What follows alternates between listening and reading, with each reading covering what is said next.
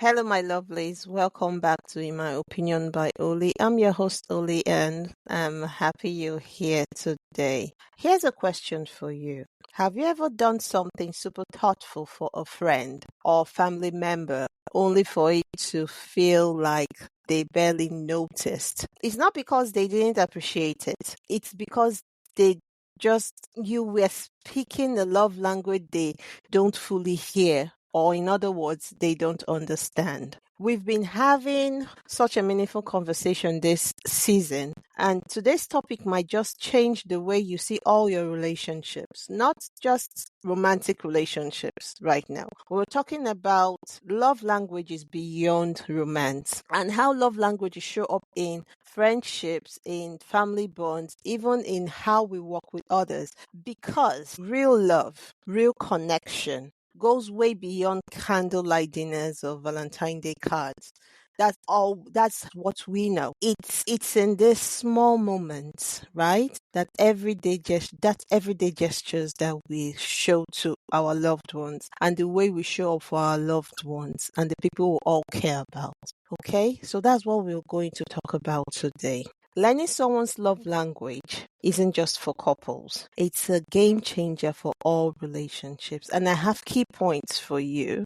It's just a quick reminder on what our love language is. So the idea of love languages comes from Dr. Gary Chapman, who taught us that people feel loved in different ways, and people also love in different ways. First of all, words of affirmation, kind words, when you give out kind words and encouragement. That's one. Secondly, act of service, helping out, doing things for someone that you love or people that you care about. Receiving gifts, that's the third one. Receiving gifts, thoughtful presents that you give to your loved ones, big or small, no matter how the amount is, no matter how the size is, just a thoughtful present. A quality time, undivided attention that you give to your loved ones or people that you care about. And lastly, physical touch. That's hugs, high five, pats on the back, all those kind of gestures that you give to your loved ones just to encourage them or something. So these are love languages or ideas of love languages that Dr. Gary Chapman taught us that people feel loved in different ways. And these are the 5 ways that people feel loved. But we are different. Every one of us, we have this individuality within us that are very, very unique. So one of these ways can be one thing people can feel loved, that people understand that this is the way they can feel loved. Most of us naturally give love to the way we want to receive it, but others might feel love differently because we are all different. We are all unique in our all different ways. So why love languages matter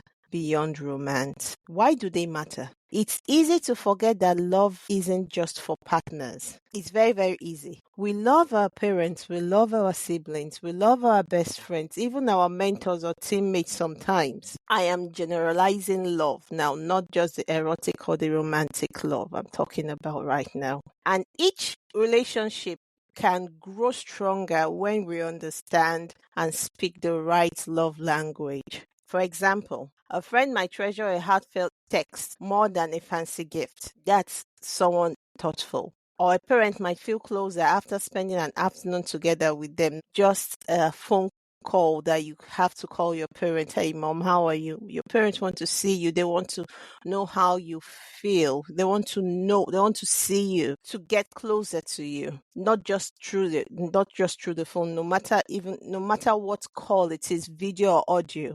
Love languages remind us it's not just what we give, it is how we give it. But there are common mistakes that we make. The common mistakes that we make when we show or we give out or how we give love I'm trying to get my words. The common mistakes we make is assuming everyone wants what we want. Assumption is not conclusion. You have to understand what the person wants. You have to understand who the person is. So we don't assume. We cannot assume what they want is what we want, or what we want is what they want. And the second one is forgetting that love languages can change over time. It can. If the person really likes if the person really likes the text that you usually send to him or her earlier in your relationship, maybe the next stage is maybe the person love gifts. So that's why you have to understand the person as life stages, because life stages matter,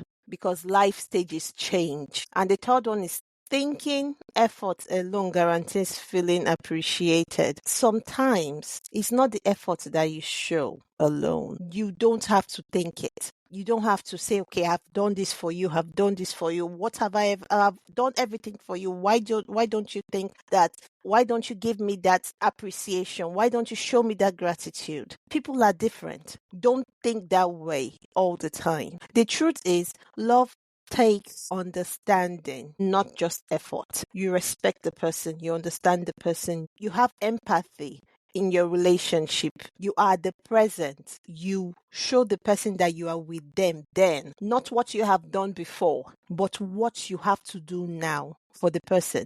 Understand the person, respect the person, love the person the way the person wants to be loved, not the way you want to love the person. How to use love languages in everyday life? We have to ask these questions when you want to use love languages in everyday life. So these are the questions you have to ask.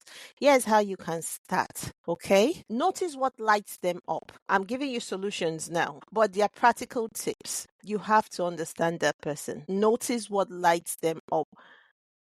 And you ask yourself these questions whenever you want to notice what lights them up.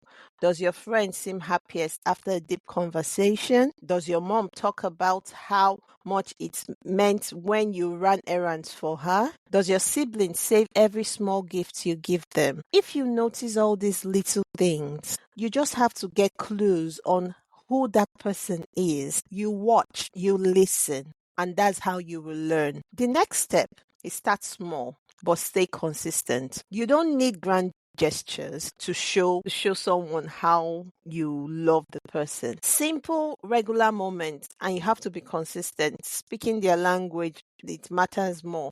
For example, send a random "I'm proud of you" text. And that's why I said earlier, Words of Affirmation by Gary Chapman. Bring your friend coffee without being asked. Act of service. All those small gestures. I know you'll be thinking now, oh, that person, oh my goodness, that person would think that the person will take advantage of my kindness. No, do it. Be kind. And if the person does not appreciate it, that's the person's business, not yours, because you have done what you need to do.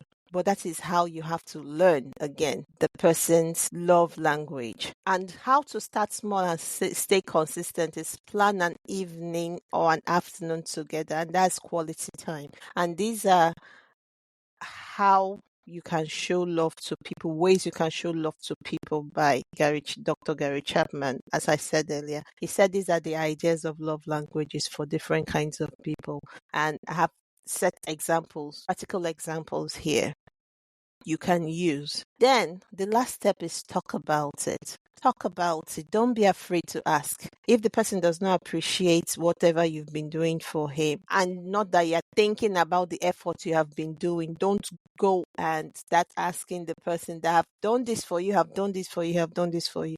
Calm down. Don't afraid to ask. Don't be afraid to ask. Here's what's something small that makes you feel appreciated. When you ask that question to anybody that don't feel appreciated, or don't feel what you have been doing for them, or don't show appreciation for what you have been doing for them, ask this question in a very, very calm way. What's something small that makes you feel appreciated? It shows you care enough to learn, and to love better. Because when you start thinking about the effort you have done for the person, you feel frustrated. You are going to feel frustrated, trust me. So my lovelies, these are practical tips and solutions that you can use every day. And you have to stay consistent, okay? Notice what lights them up.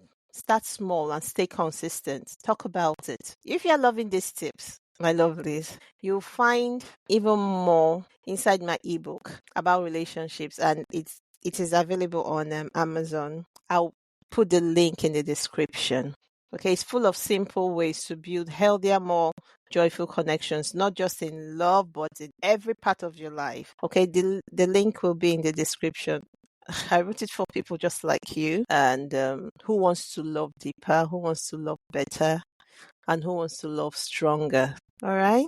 My lovelies, love languages aren't just about romance. They're about connections. They're about caring in ways that truly land. When we listen, when we learn, when we speak love the way others need it, we create deeper, stronger bonds. And honestly, the world, in my opinion, the world needs more of that kind of love right now. It does. Always remember, the best relationships are built not on what we say, but they are built on what we understand about each other. So, my lovelies, speak love in every relationship. Speak love in every relationship.